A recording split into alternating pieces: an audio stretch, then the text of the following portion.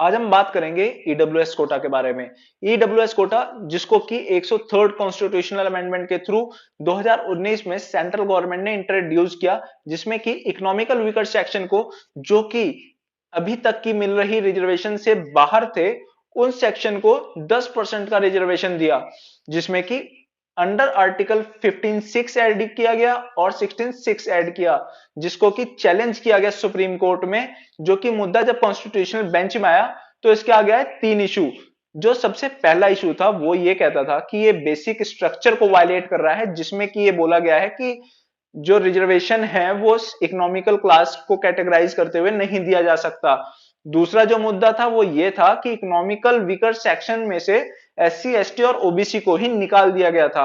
और जो तीसरा मुद्दा था वो ये था, जिसमें ये कह रहा था कि जो सुप्रीम कोर्ट के द्वारा लिमिट की गई है 50% के रेशियो को, उसको ब्रीच कर रहा है। 50% की जो लिमिट तय की गई है रिजर्वेशन की, उसको ब्रीच कर रहा है।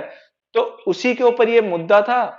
लेकिन इसे जब गवर्नमेंट ने बोला तो उसने बोला कि ये जो किया गया चेंज वो किया गया यूपीए के टाइम पे। सन 2005 में एक कमेटी बनाई गई थी, जिसमें कि major general retired SR Sinha ने हेड किया था उसे, और 2010 में रिपोर्ट अपनी सबमिट करी थी। उसके आधार पे ये अमेंडमेंट किया गया। तब जब ये मुद्दा आया सुप्रीम कोर्ट के आगे, कॉन्स्टिट्यूशनल बेंच के आगे, तो कॉन्स्टिट्यूशनल बेंच को 5 जज मिले। 5 जज में से जो हेड कर रहे थे सीजीआई यूयू ललित थे, जस्टिस दिनेश माहेश्वरी जी थे, जस्टिस रविंद्र भट्ट थे, मैडम जस्टिस बेला एम त्रिवेदी थी और जस्टिस पर्दीवाला थे। तो इस कॉन्स्टिट्यूशनल बेंच ने 3/2 के स्प्लिट वर्डिक्ट के साथ इस डिसीजन को अपहोल्ड कर दिया, इस रिजर्वेशन को, कि डब्ल्यूएस रिजर्वेशन सही है। तो रहे थे इसके अगेंस्ट में थे, जो डिसएग्री करते थे वो थे chief justice of India UU Lalit खुद, और साथ ही साथ जस्टिस भट्ट जी। जस्टिस माहेश्वरी जी थे, उन्होंने अपने ऑर्डर में ये बोला था कि reservation is an instrument of affirmative action by the state so as to ensure all the inclusive approach. मतलब ये था उनके कहने का कि जो भी जरूरत है स्टेट को काम करने की अपने लोगों के लिए, वो एक इंक्लूसिव अप्रोच है। इसी अप्रोच के थ्रू अगर उनको करने की छूट नहीं दी जाएगी तो वो कोई भी जो जरूरत के लिए काम होगा वो नहीं कर पाएंगे। तो इसीलिए ये ठीक था और उनको करने की परमिशन थी और वो ठीक किया उन्होंने।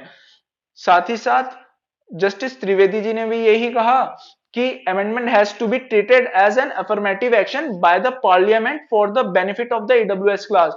उनका यह कहना था कि जो भी ये एक्ट आया है ये पार्लियामेंट द्वारा पास हुआ है और ये ईडब्ल्यूएस कैटेगरी के बेनिफिट के लिए पास हुआ है। तो इसमें सवाल उठा देना गलत है, क्योंकि ये पार्लियामेंट पास करके लाया है विद द मेजोरिटी, इसमें कोई इशू नहीं होना चाहिए। और इसी चीज के सेम साथ थे जस्टिस पर्दीवाला भी, जिन्होंने भी यही ऑब्जर्वेशन किया कि टाइम आ गया है कि कुछ अब देखा जाए रिजर्वेशन के बारे में, कि अब क्या करना चाहिए रिजर्वेशन के साथ। इन्होंने जो एक बहुत मेन मुद्दा उठाया वो ये उठाया कि अब समय आ गया है कि रिजर्वेशन के ऊपर भी देखा जाए कि रिजर्वेशन की टाइम लिमिट क्या है। इसको परमानेंट नहीं कर देना चाहिए। रिजर्वेशन एक टाइम लिमिट के लिए होता है और एक टाइम फ्रेम के लिए होता है, जैसे कि टाइम फ्रेम के लिए इंट्रोड्यूस करवाया गया था, लेकिन पॉलिटिकल वीकनेस की वजह से ये आज तक हट नहीं पाया है। तो इसीलिए इसके ऊपर भी ध्यान देने की जरूरत है कि अब रिजर्वेशन की जरूरत नहीं रहनी चाहिए। रिजर्वेशन के ऊपर भी लुकआउट होना चाहिए और रिव्यू किया जाना चाहिए, और देखना चाहिए कि किसी भी चीज का कोई भी रिजर्वेशन कितने टाइम फ्रेम के लिए है, कोई भी एक इन्फिनिटी टाइम के लिए नहीं होना चाहिए। इसी के साथ इस व्यू जो ये जो वर्डिक्ट आया था, इसमें डिसेंटिंग जो व्यू दे रहे थे वो दे रहे थे जस्टिस भट्ट जी, जिनका कहना था का ये कहना था कि ठीक है रिजर्वेशन, लेकिन एससी एसटी और ओबीसी को इकोनॉमिकल वीकर सेक्शन से हटा देना ये भी सही नहीं है, क्योंकि इकोनॉमिकल वीकर सेक्शन में एससी एसटी और ओबीसी भी आते हैं।